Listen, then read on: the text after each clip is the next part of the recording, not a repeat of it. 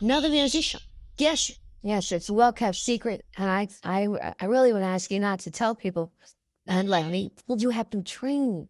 You have to keep your reflexes so that when you want it, it's there.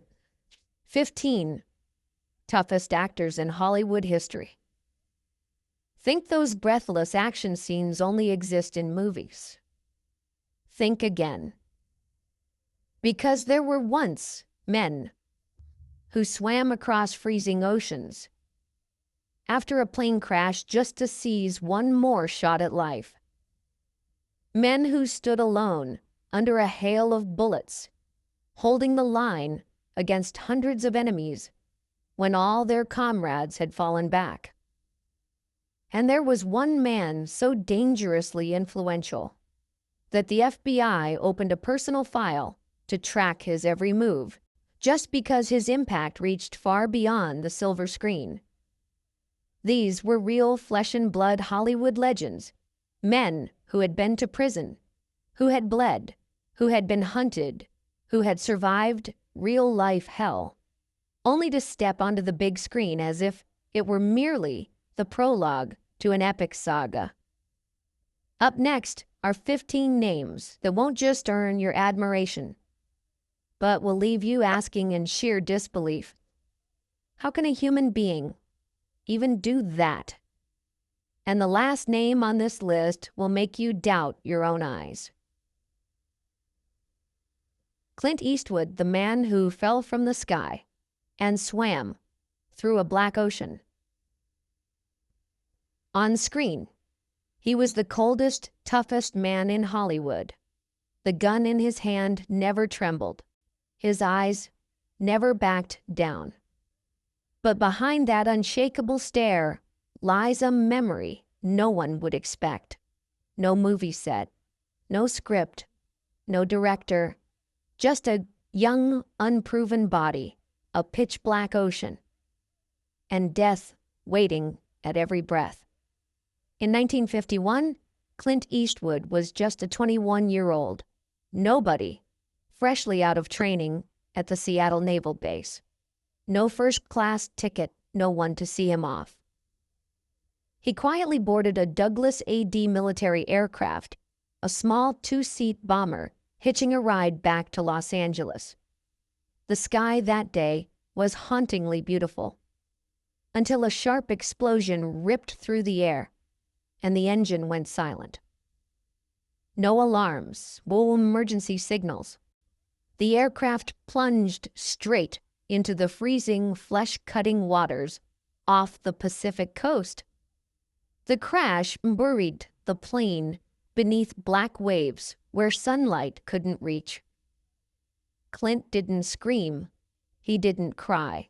In that moment, all he knew was to twist free from the shattered aluminum shell surfacing through ink-thick darkness. No life jacket, no rescue. Just a body shivering violently from the cold, and a survival instinct roaring louder than ever. He swam. Swam as if hell was behind him and ahead. Was a nameless shot at life.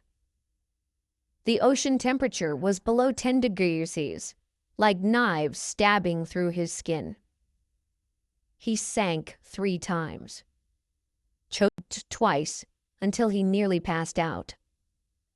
Wind bawed at his face. Eosy waves slammed against his chest. Every stroke was a battle with death. And then, as his body edged on paralysis, the first light appeared. Not the sun, but the signal lamp from a patrolling Navy ship, the only thing in the vast sea that spotted a fading human shadow in the waves. Clint was pulled aboard, blue, shaking, but alive. And that was a miracle. No one ever knew. No newspapers reported it. No one in Hollywood ever heard him speak of it.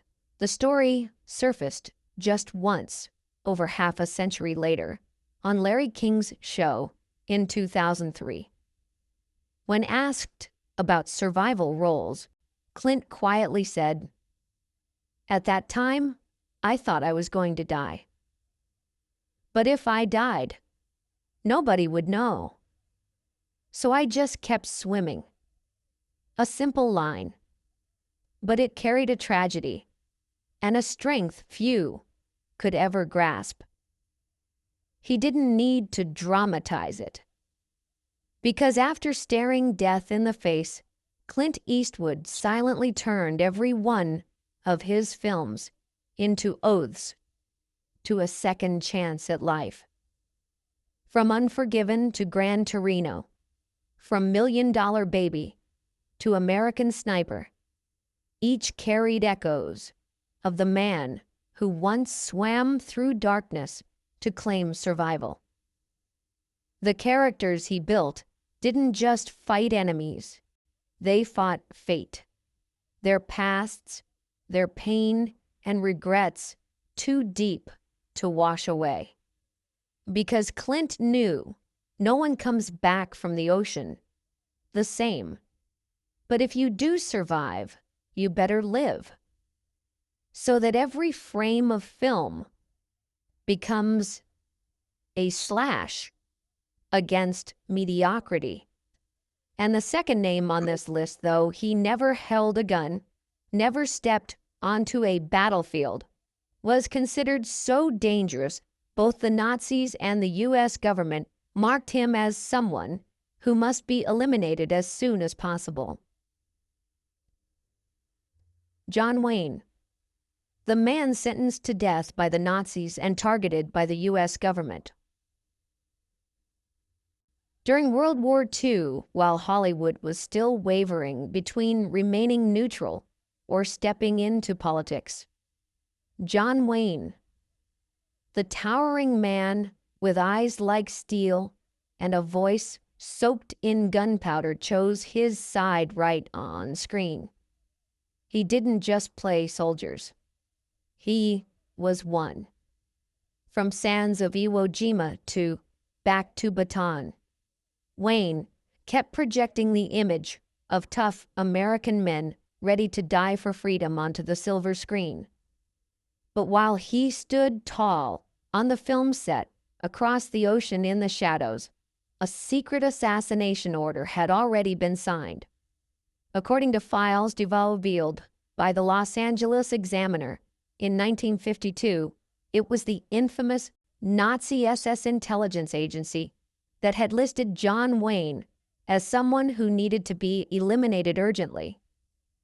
The file, codenamed Schwarzliste or Blacklist, was discovered in an abandoned military base in Munich after the war. The document stated clearly John Wayne must be neutralized for his anti-Führer propaganda through cinema. It sounds like a plot ripped from a spy thriller, but it was real. Hitler himself had authorized the formation of an overseas special unit assigned to hunt down public figures whose influence negatively affected the image of the Third Reich. And Wayne, with his unwavering hero persona, became the biggest thorn in their side. Rumor had it that a kill team once planned to infiltrate Hollywood, blending in through the film set's logistics crew, just to accidentally cause his death. Thankfully, the plan was never carried out. Yet bitterly, even after escaping Nazi crosshairs, he couldn't escape suspicion in his own homeland. According to a classified 1953 memo from the Federal Bureau of Investigation, FBI, John Wayne was once surveilled for the reason promoting an extreme male archetype, glorifying violence, and spreading dangerous individualist ideology.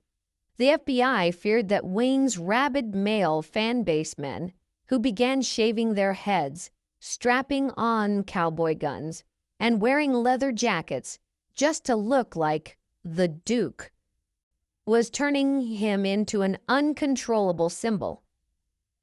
In an internal report, Special Agent James G. Byrne once wrote